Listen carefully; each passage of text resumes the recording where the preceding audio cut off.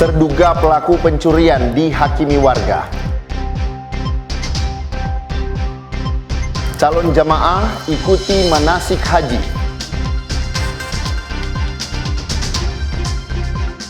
...124 pasangan ikuti kawin massal.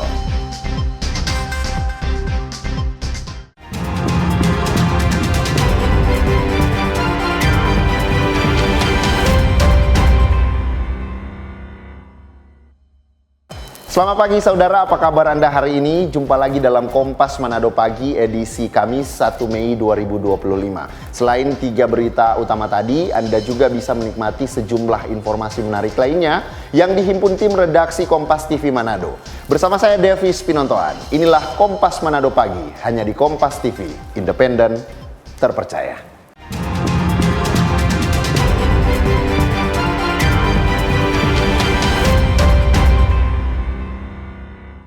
Kita ke informasi yang pertama, saudara. Seorang terduga pelaku yang melakukan aksi pencurian kopra di Desa Rumengkor, Kabupaten Minahasa, diamuk warga. Akibatnya korban pun mengalami luka serius di bagian tubuh dan wajah.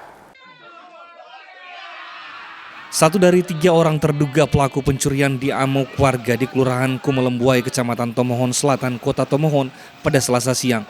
Kejadian bermula saat para terduga pelaku melakukan pencurian kopra di Desa Rumengkor, Kabupaten Minahasa. Namun aksi para pelaku diketahui oleh pemilik. Para pelaku pun langsung melarikan diri ke arah Kota Tomohon. Namun naas saat di perjalanan kendaraan para terduga pelaku berhasil dihadang oleh warga, tepatnya di Kelurahan Kumelembuai. Setelah tertangkap, satu dari terduga pelaku langsung dihakimi warga, sementara 2 pelaku lainnya berhasil melarikan diri. Namun saat ini kedua pelaku yang melarikan diri sudah ditangkap oleh pihak kepolisian. Selain dihakimi, kendaraan yang digunakan pelaku turut dibakar oleh warga. Akibat kejadian tersebut, satu terduga pelaku mengalami luka serius di bagian tubuh dan wajah, dan sampai saat ini masih menjalani perawatan di rumah sakit. Sebenarnya kronologisnya TKP-nya itu berada di wilayah hukum Polresta Manado, tetapi sistem pemerintahnya masuk Kabupaten Minahasa, yaitu di desa Rumengkor, Desa Rumengkor.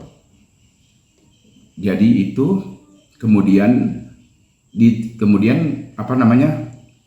pemilik dan masyarakat mengetahui kronologinya. Mereka waktu mengambil kopra itu dimuat di kendaraan itu diketahui oleh masyarakat dan pemilik kopra.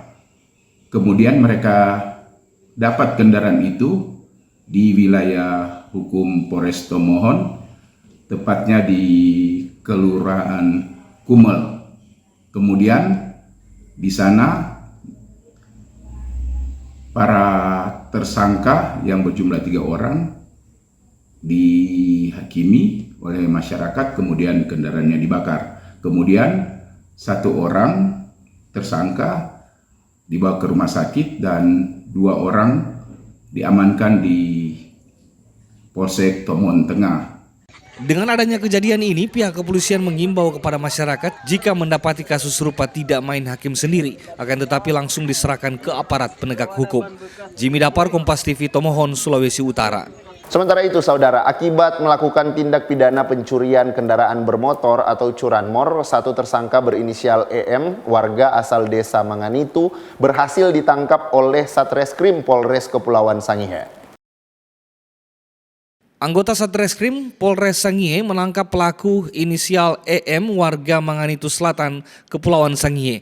Ia ditangkap karena mencuri kendaraan bermotor di salah satu pelabuhan di Kabupaten Kepulauan Sangihe. Pelaku juga merupakan residivis dalam kasus pencurian kendaraan bermotor. Modus pencurian pelaku adalah dengan membongkar paksa kunci kontak kendaraan. Setelah mendapatkan kendaraan, kemudian pelaku merubah beberapa bagian motor untuk mengelabui petugas dan pemilik kendaraan. Satreskrim ada pengungkapan curanmor, tepatnya tersangka kami amankan kemarin, inisial YM. Jadi berdasarkan laporan masyarakat ada kehilangan 1 unit motor fiction. Kejadian kehilangan itu bulan lalu. Ada laporan itulah Indonesia melakukan penyelidikan dan teridentifikasi bahwa pelaku tersebut ini inisialnya EM, yang mana pelaku ini termasuk residivis karena sebelumnya 2019 pernah kami juga amankan dengan kasus yang sama, curanmor. Atas perbuatannya, tersangka terancam 7 tahun penjara. Guna pemeriksaan lebih lanjut, pelaku dan barang bukti ditahan di Mapolres Sangihe.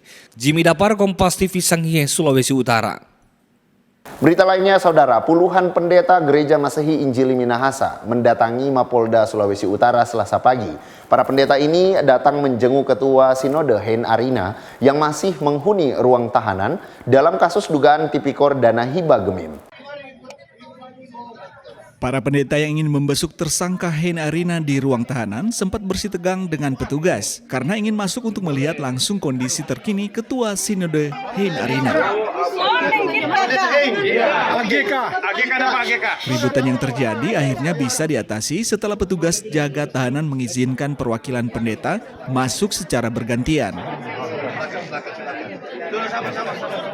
Ya, jadi secara spontanitas rata-rata orang pendeta tahu hari ini jam besuk. Orang nggak tahu tuh jumlah berapa banyak.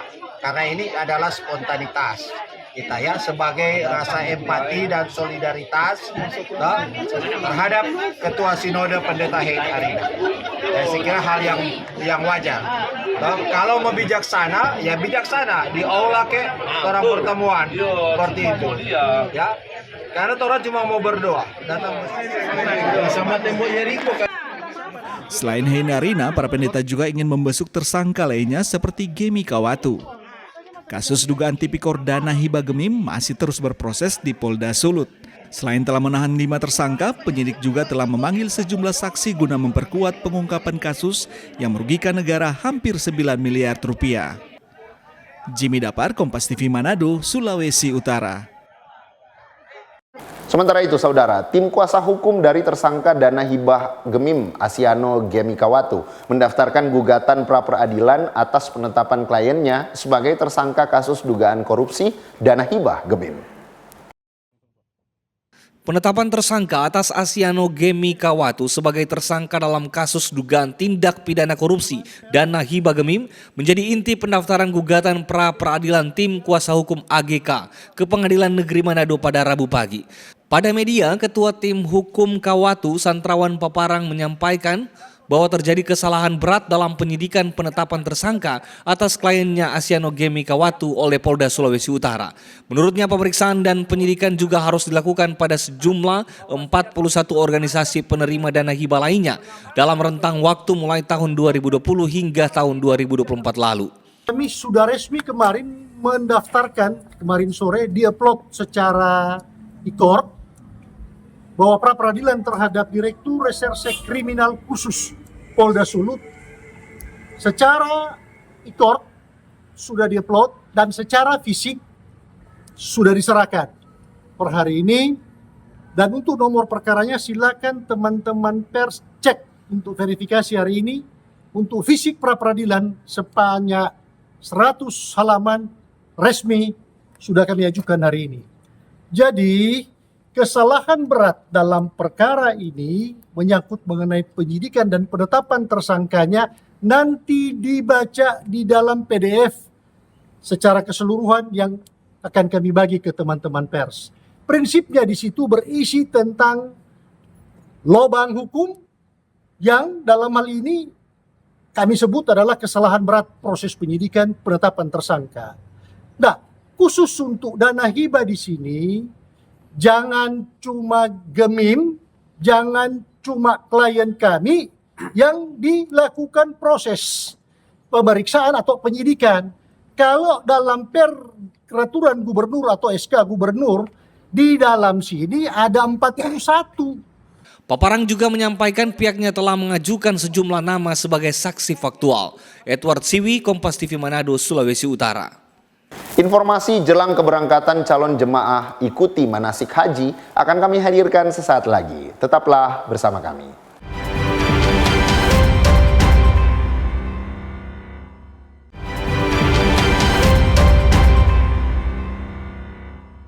Kembali Anda menyaksikan Kompas Manado Pagi. Saudara, jelang keberangkatan menuju Arab Saudi, calon jemaah haji asal Sulawesi Utara tengah menjalani proses manasik haji. Proses manasik haji ini digelar di berbagai tingkatan, mulai dari tingkat kota kabupaten hingga tingkat kecamatan. Tahun 2025, kuota haji dari Sulawesi Utara sebanyak 713 orang. Proses manasik haji ini dilaksanakan dalam beberapa tahap dan dilaksanakan di berbagai tingkat seperti di tingkat kota, kabupaten maupun di tingkat kecamatan. Seperti yang terpantau di Asrama Haji Tuminting, Kota Manado, puluhan calon jemaah haji dari 4 kecamatan meliputi Singkil, Tuminting, Bunaken, dan Bunaken Kepulauan tengah mengikuti manasik haji. Manasik haji dilakukan sebagai persiapan para calon jemaah haji untuk memberikan gambaran sekaligus memudahkan jemaah haji saat melaksanakan ibadah di Tanah Suci. Kepala Kanwil Kementerian Agama Sulawesi Utara Ulias Taha bilang, tahun 2025 kuota haji yang dialokasikan untuk Provinsi Sulut sebanyak 713 orang. Saat ini kami bisa pastikan seluruh jamaah haji yang masuk dalam daftar untuk berangkat pada tahun ini masuk pada kloter 13 dan 14 Balikpapan. Khusus untuk jamaah Sulawesi Utara, mereka sudah siap dengan berbagai pengetahuan yang dimiliki tentang manasik yang diberikan oleh Kementerian Agama, ataupun mereka ada beberapa kelompok yang mengikuti manasik secara mandiri di KBIHU dan tempat-tempat perorangan. Untuk disampaikan ke seluruh masyarakat Sulawesi Utara bahwa kita pada tahun 2025 atau 1446 Hijriah ini, tahun haji itu kita mendapatkan penerbangan gelombang kedua pada penerbangan kloter dari Balikpapan menuju Jeddah atau Arab Saudi. Adapun jadwal perjalanan haji 2025 Masehi atau 1446 Hijriah untuk calon jemaah haji dari Provinsi Sulut masuk dalam gelombang 2 melalui embarkasi Balikpapan. Dijadwalkan para calon jemaah haji asal Sulut yang masuk dalam kloter 13 dan kloter 14 ini akan mulai masuk ke asrama haji di Tuminting pada 23 dan 25 Mei. Kanwil Kemenak Sulut mengimbau calon jemaah haji agar mempersiapkan diri dengan sebaik-baiknya, terutama kesehatan fisik karena kondisi cuaca di Arab Saudi berbeda dengan cuaca di Indonesia. Tim Liputan Kompas TV Manado, Sulawesi Utara. Kita ke informasi lainnya, saudara. Harga kacang kedelai merangkak naik 1 bulan belakangan. Imbasnya, para pengusaha tahu dan tempe di Kota Manado menaikkan harga jual di tingkat pedagang, pengecer, hingga masyarakat. Kenaikan harga kacang kedelai berimbas terhadap produksi tahu dan tempe di Kota Manado. Seperti yang terpantau di salah satu pabrik tahu skala rumahan di Kelurahan Paniki. Pengusaha tahu tempe di pabrik itu mengaku 1 bulan belakangan mulai merasakan dampak kenaikan harga kacang kedelai. Awal tahun 2025, pengusaha tahu tempe biasa membeli kacang kedelai Rp9.000 per kilogram. Namun, sejak bulan Maret, harga kacang kedelai naik Rp10.500 per kilogram.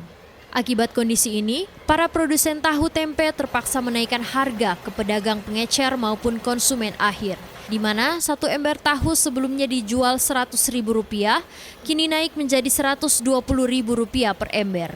Para pengusaha khawatir harga kacang kedelai masih akan terus naik di bulan-bulan ke depan, karena selama ini masih mengandalkan kedelai impor untuk pembuatan tahu tempe sehari-hari.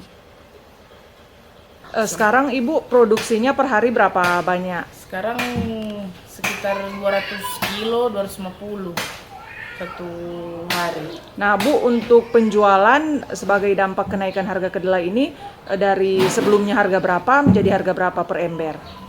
Kemarin tahu. Kemarin tuh jadi dari 100 sekarang tuh 120. Nah Ibu sebagai produsen tahu dan tempe, Ibu harapannya apa Bu ke depan? Harapannya supaya mau turun ulang no, nggak usah kasih naik, soalnya setengah mati dan tuh orang. Kalau naik terus, tetap dapat rasa sekali. Enak mau dapat DP sisa dang, begitu DP istilah dang. Meski harga tahu tempe telah dinaikkan, produksi dan omset penjualan relatif normal. Setiap harinya, Hasil produksi tahu menghabiskan 200 hingga 250 kg kacang kedelai. Yanemi Kesingal, Kompas TV Manado, Sulawesi Utara. Sementara saudara produsen tahu dan tempe di Kota Mobagu mengeluhkan kenaikan harga kedelai impor yang terus melonjak sebulan terakhir. Kondisi ini selain membuat biaya produksi meningkat, omset menurun hingga 10%. Inilah keseharian para pengusaha tahu dan tempe di Kota Mobagu, Sulawesi Utara. Mereka terus berusaha memenuhi kebutuhan pasar di tengah tekanan kenaikan harga bahan baku utama, yaitu kedelai impor. Harga kedelai impor biasanya dibeli di toko per karungnya seberat 50 kg seharga Rp500.000. Kini naik menjadi Rp530.000 per karungnya. Kondisi ini tentunya membuat para perajin kesulitan menyesuaikan harga jual tanpa kehilangan pembeli. Kenaikan harga kedelai impor juga berdampak pada meningkatnya biaya produksi dan menurunnya daya beli masyarakat hingga 10%. Agar usaha tahu tempe tetap berjalan, pengrajin terpaksa merubah ukuran tahu menjadi kecil dan tempe menjadi tipis. Walaupun sering menjadi pertanyaan dari masyarakat karena yang dijual tidak seperti biasanya. Ada dampaknya Mas kenaikan harga kedelai ini? Dampaknya di ukuran tahu dan tempe. Berarti dampaknya besar Mas ya? Ya besarnya begitu no. Mau bikin tambah ukuran kecil, tambah kecil. Kalau untuk tempe sendiri gimana? Ya kasih agak tipis. Kedelai sendiri itu dari mana? Impor atau lokal? Impor. Kenapa sih Mas tidak memilih lokal ketimbang impor yang saat ini harganya lagi naik? Kalau lokal kadang ada kadang enggak, kan kurang bagus lagi TP kedelai. TP hasil kurang bagus. Kalau untuk impor sendiri? Bagus TP hasil, TP tahu bisa putih, tahan lama. Produsen tahu tempe berharap agar pemerintah dapat menstabilkan harga kedelai impor karena bisa berdampak besar bagi mereka. Apalagi rata-rata dari mereka lebih memilih kedelai impor sebab berkualitas baik dibanding kedelai lokal yang kurang berkualitas. Rahman Rahim, Kompas TV Kota Mobagu, Sulawesi Utara. 124 pasangan ikuti kawin massal. Informasi ini akan kami hadirkan sesaat lagi. Tetaplah bersama kami.